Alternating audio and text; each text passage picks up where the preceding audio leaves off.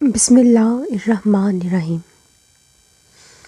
آج کی اس ویڈیو میں ہم آپ کو بتائیں گے یہودی کون ہے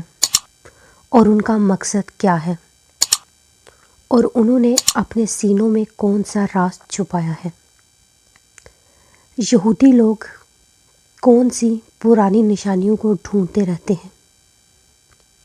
ان تمام سوالوں کے جواب آپ کو آج کی اس ویڈیو میں مل جائیں گے۔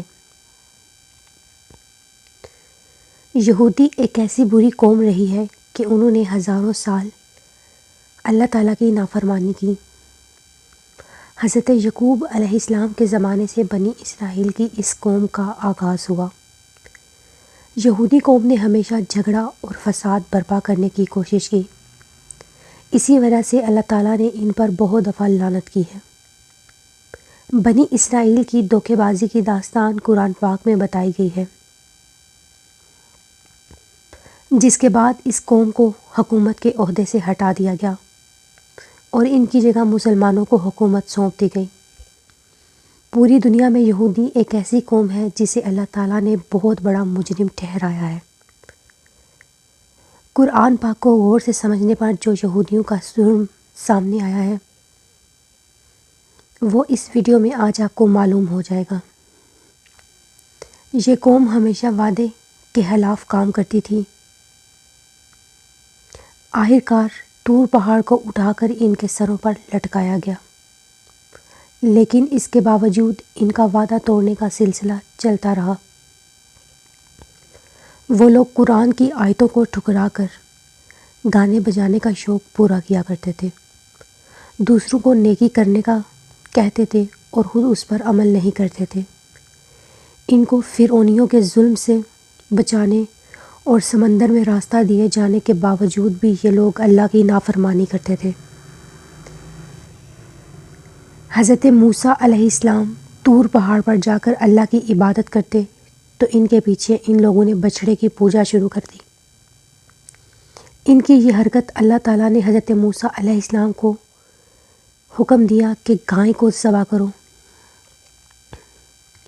تو یہ سن کر یہ لوگ حیران ہو گئے، تو انہوں نے موسیٰ علیہ السلام سے کہا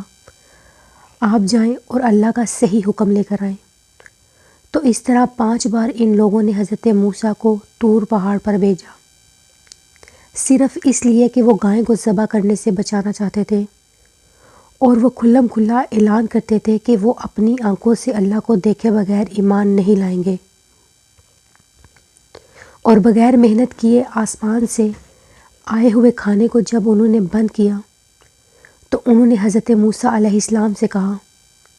ان کے لیے کھانے پینے کا انتظام جیسا کہ پھل سبزیاں اناج زمین میں ہی اگا دیا جائے، جبکہ ریگستان کی دھوپ سے بچنے کے لیے ان کے سروں پر بادلوں کا سایہ کیا گیا۔ لیکن اتنا سب کچھ ملنے کے باوجود یہ لوگ اللہ تعالیٰ کے سامنے نہیں جھکے۔ پھر اللہ تعالیٰ نے ان کو بستی میں داخل ہونے کے بعد معافی مانگنے کا بھی حکم دیا۔ اس حکم کو ماننے میں کسی قسم کی کوئی پریشانی نہیں تھی، پر اس قوم نے اللہ تبارک تعالیٰ کے اس حکم کو ماننے سے انکار کیا، جبکہ اللہ نے اس بستی میں 12 قبیلوں کے لیے الگ الگ چشمے پیدا کیے تاکہ لوگوں کے بیچ پانی کو لے کر کبھی جھگڑا پیدا نہ ہو۔ اس سب کے باوجود وہ اللہ تعالیٰ کے نبیوں کی برائیاں کرتے، یہاں تک کہ اللہ تعالیٰ کی طرف سے بھیجے گئے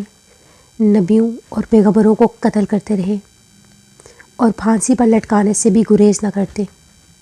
انہوں نے حضرت یحییٰ علیہ السلام کو بھی شہید کروایا اور حضرت عیسیٰ علیہ السلام کو صلیب پر لٹکانے کا پلان بنایا۔ وہ کہتے تھے کہ پیغمبر صرف بنی اسرائیل سے ہی ہو سکتا ہے، یہاں تک کہ بنی اسماعیل کے پیغمبر حضرت محمد پر ایمان نہ لائے اور حضرت جبرائیل علیہ السلام کو اپنا کھلا دشمن قرار دیتے تھے، کیونکہ حضرت جبرائیل علیہ السلام ان کی پلاننگ کی خبر وحی کے ذریعے اللہ کے نبیوں کو دیا کرتے تھے۔ یہاں تک کہ یہودی حضرت ابراہیم علیہ السلام نے نبوت کے لیے کسی غلط انسان کو چنا ہے کہا کرتے تھے۔ اسی طرح نبی کریم صلی اللہ علیہ وآلہ وسلم کے کسی محفل میں ان کے کسی آدمی سے کہ منہ سے سچی بات نکل جاتی تو وہ بعد میں ان کو برا بھلا کہتے تھے، اور بڑے دعوے سے یہ لوگ کہتے تھے کہ یہ اللہ کے چہیتے ہیں اور جہنم کی آگ ان کو نہیں چھوئے گی۔ حالانکہ یہودی قوم کے جھگڑے بہت سخت ہوا کرتے تھے اور یہ آپس میں مار پیٹ بھی کیا کرتے تھے اور قبیلوں میں جا کر لوگوں کو بستیوں سے نکال دیا کرتے تھے، جیسا کہ وہ اب فلسطین کے ساتھ کر رہے ہیں۔ نبی کریم صلی اللہ علیہ وآلہ وسلم کی آنے سے پہلے یہ لوگ مدینے کے لوگوں سے کہا کرتے تھے کہ اس نبی کو آنے دو، ہم دیکھ لیں گے۔ نبی کریم کے آنے کے بعد وہ لوگ آپ صلی اللہ علیہ وآلہ وسلم کے کھلے دشمن ہو گئے،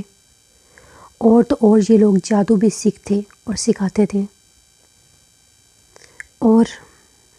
اس جادو کو حضرت سلمان علیہ السلام سے منسوب کر دیتے تھے،